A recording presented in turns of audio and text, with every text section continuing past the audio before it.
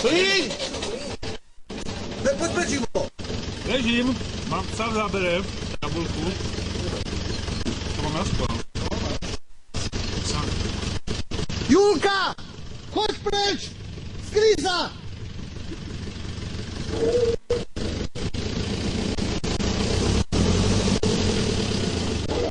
Poďte!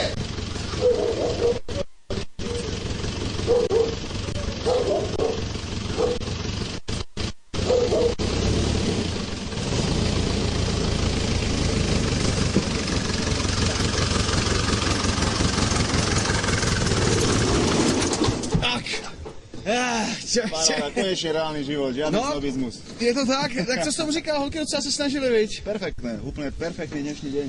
Jančí to má za sebou. Která se tak nejvíc snažila? No, najviac sa snažila určite Lena s Ninou. No.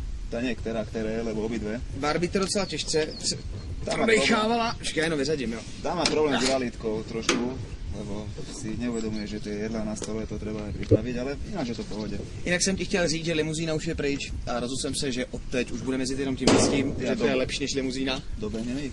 Takže píš, ještě jsem nezapnul turbo. Paráda. Až zapnu turbo, tak to jede jako blázen. To je komfort, konečne. Akorát vzhledem k tomu, že ty máš peníze, jak bych chtěl koupit dálniční známku. Kde ju nalepíme, člověče? Nevím, možná semhle, nebo semhle. Jinak zabíjačka je za náma, holky dostanou ještě vejslužku. Máš pro ně připravený ještě něco? Samozrejme, odteraz sa už budeme len zabávať. Ťažký deň je za nami, popracovali si, takže navrhujem. Co jsem si rozhodl, maďarská čarda, to jistý. Maďarská čarda. Jinak to je takový tradiční maďarský jídlo, předpokládám. Čarda to je... No, čarda je jako tá stavba, kde sa to tradičné maďarské jídlo poskytuje, alebo jedlo. Jo. Takže hej. Takže hospoda. Perfektná hospoda. No a mně se to líbí, ten venkovský způsob života. Který budou? No, zošeliem tie dve pracovité, ktoré som spomínal, čiže Nina Lena. Nina Lena. Jednoznačne.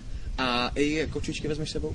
No, kočičky budú robiť spoločnosť tiež a bude to Zuzana a zoberieme aj Barbie, keďže sme vytratili s tou krvou trošku. Jo, tak je to hezký, docela spravedlivý. No tak já to nastartuju.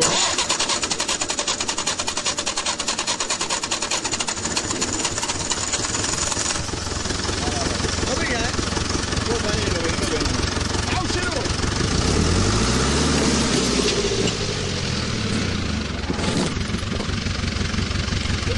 Počkej.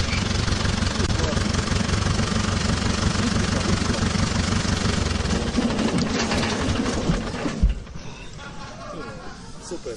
Co, ukáž? Počkej, ukáž sa.